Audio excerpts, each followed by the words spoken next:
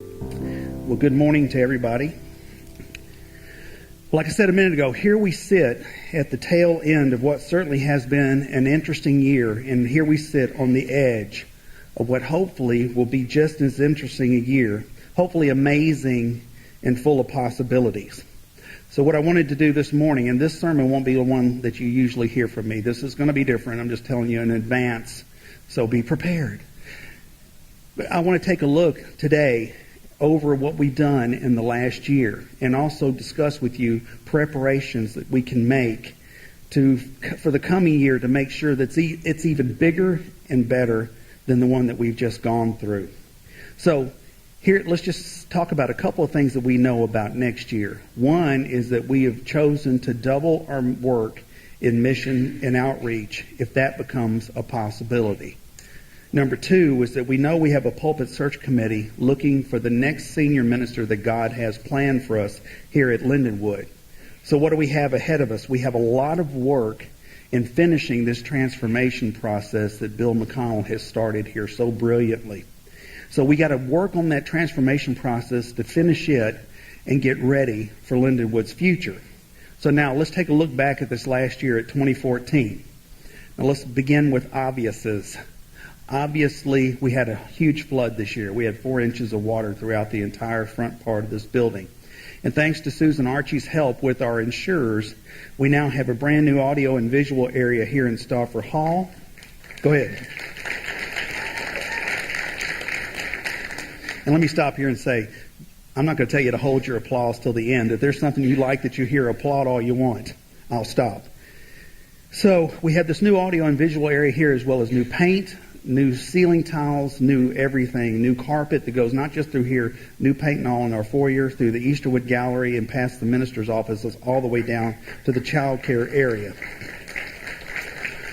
At the moment, we have a brand new roof that was over this affected area where the water came in, and hopefully soon we're going to have a new roof for the entire building, which we'll need per our insurance.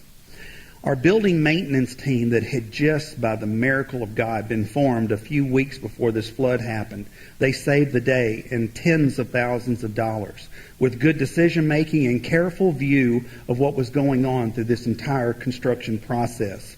Bill Eddings and Frank Fly, Ralph Black, Brian Burks, Jay Buck, and Larry Kidd and others spent countless hours in this building watching everything that was being done, making sure that it was being done right and as cheaply and quickly as possible. Frank and Ralph were here so often we now call them unpaid staff. So Bill Eddings, who a lot of y'all may not know Bill, he goes to the sanctuary service, but his wife was passing from cancer at the time where he was here so many hours watching over these construction processes. So for that, we owe him a ton of thanks.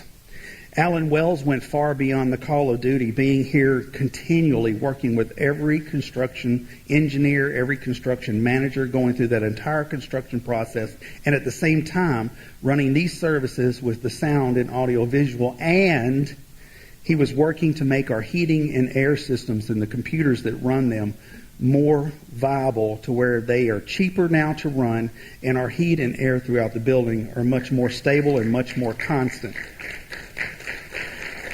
Saving us lots of utility dollars. Gary Alfinger and Kevin Page both spent countless hours putting Stauffer Hall back into shape, not only for us to use as we do today in worship, but also to rent out to other people, as we now have to a couple of groups who've come in and talked about how amazing this facility looks. They were here all the time. The evangelism team run by Mike Taylor opened the guest desk, which is manned by lay people, and together have put a process in place to engage our visitors when we're here and letting them get to know us and letting us get to know more about him. It's been wonderful. Pat Champers is doing a great job with that guest desk, but now here's the commercial. She needs volunteers. She needs smiling faces that can go out there. You don't have to go during this hour if you're coming to this service, but just to spend some time out there getting to know volunteers and just greeting actually everybody that comes through, but working on getting to know our visitors and helping maintain that very important area of ministry. The greeters that were once run by Rick Maxwell are now run by Connie Theomange, and they have also brought our process of welcome to a new level that's mentioned highly by every response that we get back on our visitor surveys that you can do by going on our website. Now, here again, they're also need of volunteers just to stand out there, and you don't have to do it during your service time, but to go out there and welcome our guests and our members as they come into the building. Cindy Dando has put together a congregational care team that has been no less than amazing in helping us keep up with who all's here and not here, and to be able to make it easier to check on people that haven't been here for a while and make sure they're okay. A lot of times we check on people and it's been sicknesses and stuff that they didn't call and tell us about. So this has become a very important ministry. She has just done an amazing job, even through the death of her father and the sickness of her mother, and she also needs volunteers as well. Carol McKee and Sally Isom are our Monday night callers that take cookies out to visitors after the first time they visit here, and they've done the same phenomenal job now that they've been doing now for almost 15 years. Lavette Jamerson and her daughter Erica bring pastries that you all eat out here in the new coffee for your greeting area and refreshment area. And I don't know, when you come in, I hope you can see that now tons of people are gathered right out here in the foyer where people can come up and fellowship and get to know each other and get to talk to each other. We realized that guests might be intimidated going into the coffee room because it was packed full of people that they didn't know. So we've now brought it out into the foyer, and ironically now, twice as many people, if not 3 times as many people, come up and hang out and have coffee. So one thing we have to think about is that evangelism, all of us have a stake in the evangelism of this church. If we want to continue to worship and do God's work here at 2400 Union Avenue, we must invite people. We must invite people. And if we're doing evangelism right, then it needs to be the job of everybody, not just a few people, but many people. Now, our outreach team that's run by Carter Beard has been extremely busy this year as well. We've partnered with the Peabody Elementary School after Shannon Street closed last year, and we really now have become an incredibly good partner to that school. Our members are going over there as tutor volunteers, and they still need more tutor volunteers. There's a lot of kids there that need to be taught, and a handful of our people are going over there, but they need more. And believe me, it's not rocket science, since they don't teach rocket science at Peabody Elementary. So if you know and like to educate kids, they're really looking for tutors. We send snacks to the faculty and the teachers to show that we appreciate their efforts with kids in our community, and we feed periodically the faculty. We have a group of people here that take food over there to feed the entire faculty. We had a coat drive this year that took coats over there. We collected underwear and socks. And then we had a hugely successful school Christmas store where the children, based on good behavior bucks, got to come through the store and buy presents for someone else in their family, not for them. In that day, we served 408 children that were able to get Christmas presents and take them home, some that might not have been able to. Those 400 kids were served by the Lindenwood volunteers and the teachers and faculty at Peabody. But I can tell you, because I was there, the day was hard and we needed more volunteers. The Angel Tree here, 31 children were adopted by Lindenwood members and things bought for their family. 31 people, a good handful of which, because I was there also that day, came up and told me that if it hadn't been for Lindenwood getting their Christmas presents, their kids wouldn't have gotten any. And 31 families were adopted and successfully given to in the Angel Tree. Also, at the beginning of the school year, you'll remember we had the Peabody School Supply Drive. That day, we collected enough here at Lindenwood that 268 children, the ones that are designated as underprivileged, were able to come here into our lobby, be fed breakfast, have face painting, spend time here, and then get every single school supply they needed for free to start their first day of school.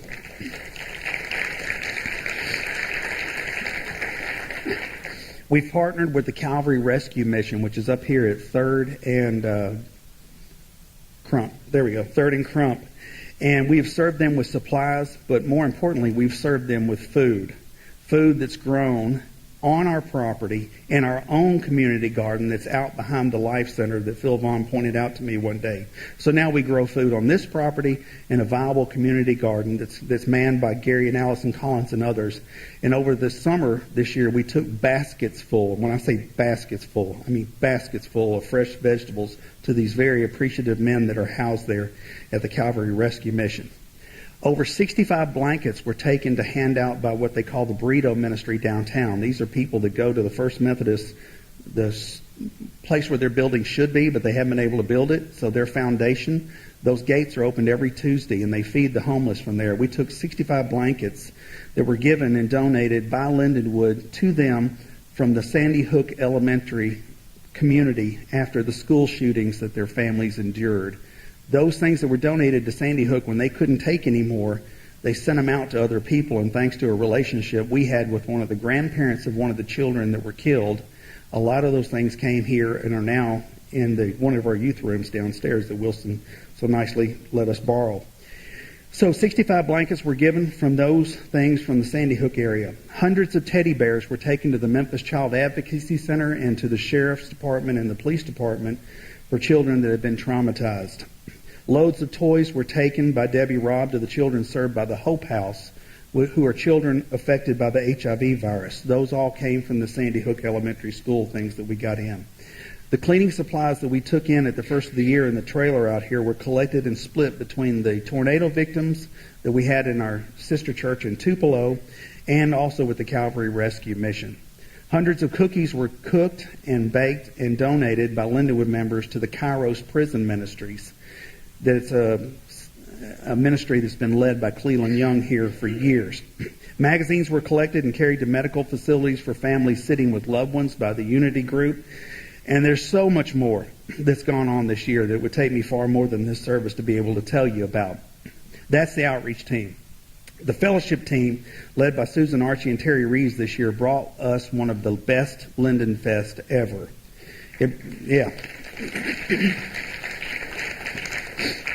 There were hundreds of visitors that came to our property that day and got to know a little bit more about Lindenwood. And I've talked to many people who were in services since then that said that they learned about us from that day's Linden Fest. They also hosted Celebration Sunday, which was an incredible worship service we had over there, and then lunch here afterwards that touched many of the people that were there. It's been talked about over and over.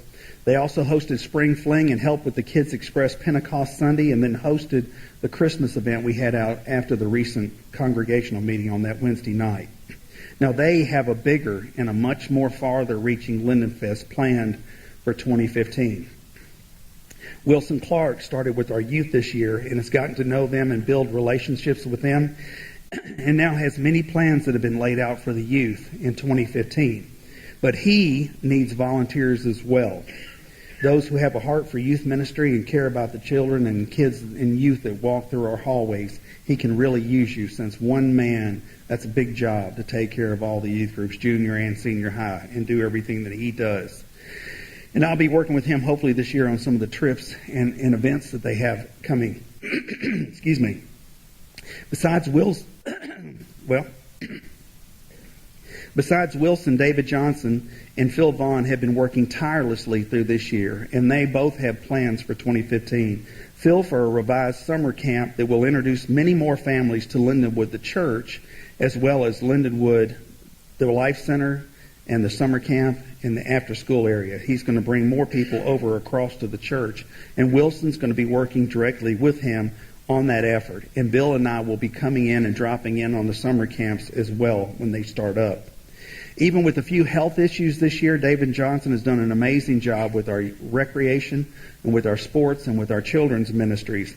He has also motivated volunteers to help him with the successful efforts in so many areas, including Kids Express and the Wednesday night Sky Pilots, as well as with the family service that was held here on Christmas Eve that was a great success. Chris Nemec has taken on so many new hats this year and has been nothing short of amazing in wearing all of them. The Christmas concert this year was a great success, with even our senior minister and Sally Isom and others greeting people in the foyer, making even the Christmas concert an evangelistic effort for the church. Plans have been in place to get an accompanist to work with Chris. They were derailed recently with the death of John. Oh, thank you. You're my new best friend.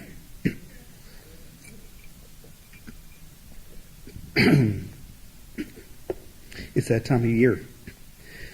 But even with the death of John Hilton Smith, who had been talked about as a candidate, plans are correct, on track, and on target to have soon an accompanist to work and play with him. Kevin Page worked tirelessly this year to put all this media back in place to work on this building, and has been nothing also short of amazing in spirit-filled worship, leading along with Bethany and the praise leaders. And I can tell you, Monday through Friday, if the doors were open here for the last, I would say, almost year, Kevin Page's car has been in the parking lot. He's been in here on a scaffold, on a ladder, on a lift.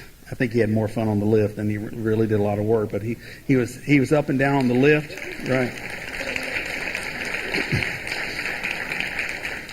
And it's in no part, almost completely, the way you see this now is due to Kevin and Alan and their work in here, and the others that work on the media teams and the WOW team. Thanks to Bill McConnell's transformational leadership, I can tell you that the lay leaders, as well as team leaders, as well as the board, the personnel team, the stewardship team, the leaders of the elders and the deacons, and as well as the new core team leaders that we have over each of the ministry teams that we have here at the church, have been communicating continually and have become closer and stronger, with transparency and honesty being the key goal.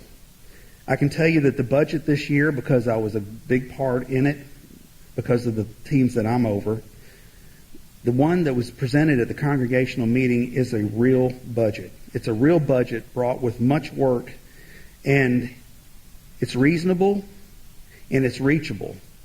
But it now depends on the giving of the church over the next year. Now let me repeat that. The budget that we have, which would be a zero balanced budget, which is amazing for a church, it's reachable depending on our giving in 2015. Our lay leaders, including Rachel Lyles and Lynn Pleasance and dozens of others, have spent countless hours making things work for Lindenwood to advance ourselves in mission and outreach and to fulfill our purpose as a church. Anna Huff and Marina McDonald have been great leaders of the elders and the deacons. Beth Hilgeman over the Stephen Ministries, Lucy Black over Christ Care, and so many others. There's so many, we'd be here all day long if we mentioned them all. Now, we come to 2015. So in the name of two words that I'm going to continue to use, in the name of honesty and transparency, I will tell you that we have much work ahead of us. But here's the beauty of it. It's good work. And I wouldn't say it if it wasn't. We have good work ahead of us. We need two things in great supply in 2015. That's volunteerism and giving. But before that, and more importantly, we need prayer, work, dedication, and love. Now, each week, if you'll look, we print in the bulletin how much money is given to Lindenwood each week in offering. Now, last week's bulletin, as an example, showed giving of $16,021.91. That's a good amount of money, and that's an amazing effort. But let me just tell you the situation. It cost a little over $22,000 a week to run this church. Now, that's all our expenses, maintenance, salaries, utilities, and so on and so on. So last week, we were actually down $6,000 from what our actual expenses were to run the church that week. So what does that mean? That means that we must give more to keep our goals of serving our community in the kingdom of God on track and in place. So what I'm trying to say is our giving must grow in the next year. We have a new senior ministerial prospect in our future. So looking at it right, we can't afford to sit on our hands financially or in our efforts, as no ministerial prospect would be excited about coming to a place that's not financially and voluntaristically viable. Now, that being said, let me tell you something. I just made that word up. There's no such word as voluntaristically. I typed my sermon out, and spell check, I just kept going, what? Finally, I realized there's no such word. So anybody in this room that wants to use voluntaristically, you have my permission. Use it freely as you would like to. But we need to be ready to serve. We need to be ready to be led. We need to be ready in all ways. Our service efforts that we had this year worked because of a handful of volunteers, a handful of working, dedicated lay volunteers That's why our efforts were successful. But in all honesty, the workload that we have in ministry should be shared by the majority, not the minority. Now, Dick Ham and other experts in this realm of things in church planning will tell you that 10% of the people at a church do most everything and 90% of the people don't. Now, I believe in all my heart with this church, the type of church that it is, that we can beat those statistics by all of us finding a place in one of the ministry teams that we have here at the church, who are all looking for people at this point, and all finding our place in a small group. Bill McCollins brought this small group process back into play and talked about how important it is for all of us to minister to each other and to be with each other, to be friends with each other, and to share with each other. And right now, Bill is currently training small group leaders, and they're getting ready to go out and start small groups right now as we speak. So if you can find your way to be in and be a part of one of them, I can tell you your participation in that group will help you, but it will also help that group. And that small group's participation will in turn help this church and make it stronger. Now, we have won the Evangelism Award, not once, not twice, but 3 of them. We've won the Evangelism Awards for our denominations for baptisms and new members, putting us in the top 10% of disciples' churches in this nation that are our size. Let me clarify our size. From 500 to 1,000 members. We're closer to 500. So even though we're at the low end of those numbers, we're in the top 10% of churches in this disciples in the nation.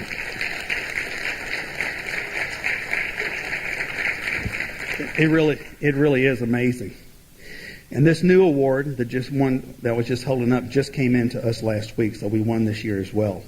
This is sensational for us. It really is. It just shows what a great church with such a big heart that we have. But in 2015, we have to do more.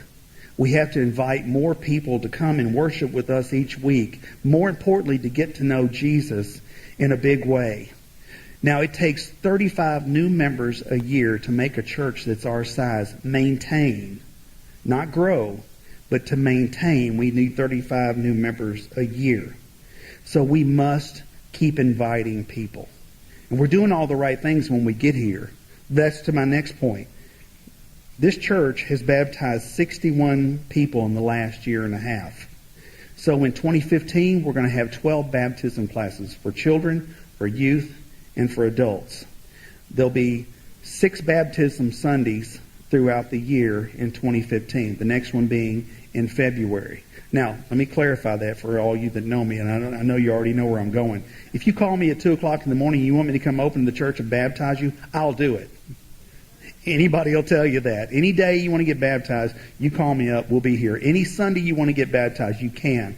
We're just going to have 6 organized baptism Sunday a year, so we keep that in front of us and we keep paying attention to it. But I'll baptize you at any point in time you want to be. So, we'll have a way for you to make that next step if you haven't done it and sign your name next to Jesus's and be a Christian and part of this beautiful community. We'll be there for you when that happens. So now, let me catch my breath for a minute and let's explain what all this means. What this means is that we have done amazing things this year, but they were done by a small amount of volunteers who ended up being exhausted, and if we're not careful, we'll burn them out and they'll choose not to serve or volunteer any longer. That's one thing. Number 2 is we need to give more financially to have a healthy, thriving church that in the distance our new senior minister can come to and be happy to lead because he or she can see a strong church with a clear vision and a clear mission statement, financially sound, and doing work in God's kingdom, in our community, and beyond. But we must start this work now. The Christmas store that we had for the kids at Peabody Elementary it was only possible because of the toys that were donated by the Sandy Hook people. Also by the adult gifts that were donated by the CWF Holiday Bazaar. Only about 5% of what was actually donated to the Christmas store came from Lindenwood itself. Now, next year, that won't work because those same situations won't be in place. We won't get more things from Sandy Hook. So next year we'll have to give to that Christmas store or it won't happen. And when we had that Christmas store, there was 5 volunteers and 3 staff members who worked a little over 8 hours at that store. There needed to be 15 volunteers, if not more than that. So people that are here that know me well know that I love to give uplifting and happy sermons. Here's what I think. I think this is an uplifting sermon. And it can be happy. And it's up to us. We really have had an amazing year. We've done things in 2014 that we haven't done in years and years and years. See, I've been here now for almost 16 years as a member, far longer than my 4 years on staff here. I've been here longer than a lot of you and not nearly as long as some of the others have been here. But here's how long I have been here. I've been here long enough to know that we are in a really good place spiritually right now. Truth and transparency have never been closer than they are right now at this moment. If you have questions about this church, your church, God's church, Bill McConnell and I, Wilson Clark, Phil Vaughn, David Johnson, Chris Nemec, Kevin Page, any of the people that are on staff, we're here Monday through Friday. Our office doors are open. We're more than willing to talk to anybody that wants to talk about anything that has to do with this church. And we're more than willing to answer any question that we can answer if you just want to come by and talk. I can tell you this, Bill McConnell has insisted that as a staff we work in a completely open, gossip-free, upbeat, and supportive environment. And I can promise you that as a staff, that's what we do. He will tolerate nothing less. I can tell you, he's told us, gossip and I'll fire you. Go behind closed doors and I'll fire you. He won't tolerate less. And I'm so proud of that, to work in that environment.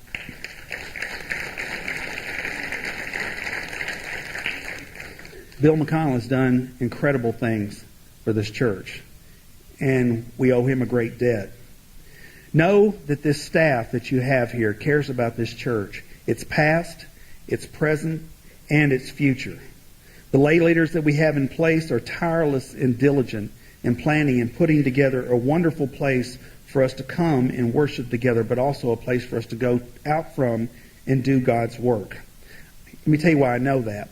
I go to seminary across the street with 260 other ministers of other denominations and backgrounds, but they're all over churches somewhere between here and Mississippi, Kentucky, Alabama.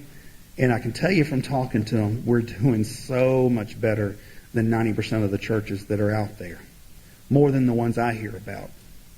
We have great hope here, but it's going to take our hearts, our money, our work, and our caring to make this work. There's no doubt about it. Here's something else I have no doubt about it. We can do this. We can do it together. I promise you. I believe that, or I would still be here selling coffee around Memphis, Tennessee. Now, I want to apologize for 2 things. Number one is, this is not the usual sermon I give. This sermon has been more read than said. But there's a reason. I wanted you to hear what I said more importantly than I thought it was to see my presentation. Number 2 is that I've not used that much scripture, or any, in this sermon, which you know, if you know me well, that's completely unheard of. So, I want to end this morning letting God speak to us. And I think if you listen to these verses, He's speaking to us about how we can work at this church in this next year. In Proverbs, He says, trust in the Lord with all your heart and lean not into your own understanding. In all ways acknowledge Him and make your paths straight. In Psalms, it says, the Lord is my shepherd and my song. He has become my salvation. Shouts of joy and victory resound in the tents of the righteous. The Lord's right hand has done mighty things. The Lord's right hand is lifted high. The Lord's right hand has done mighty things. And lastly, in Isaiah, He gives power to the faint and strengthens the powerless. Even youths will faint and be weary, and the young will fall exhausted. But those who wait for the Lord shall renew their strength. They shall mount up with wings like eagles. They shall run and not be weary. They shall walk and not faint.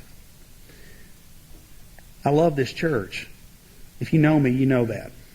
and each one of you in it, because that's who the church is. So we have work ahead of us. Well, what better a group to work with? What better people to get out there and spread God's news with than the ones that you see sitting around you here in this room? Amen? God has given us so much. We are so blessed as a congregation, as a nation, and as a world. So as we go out into 2015, I just suggest that we go out as what we are, as family. Like I said at the Christmas Eve service, if you're a guest here today, you've been adopted, even if you don't know it. And this is a great family to be adopted into. We're here in 2015 to do God's work in God's kingdom. We're here to change the world and to do it through the message of Jesus Christ, through those beautiful words of love that He gave us when He was here. And that great commission that He gave us when He was left, to go out and to spread that message of love to all the world. And all of God's children said, Amen.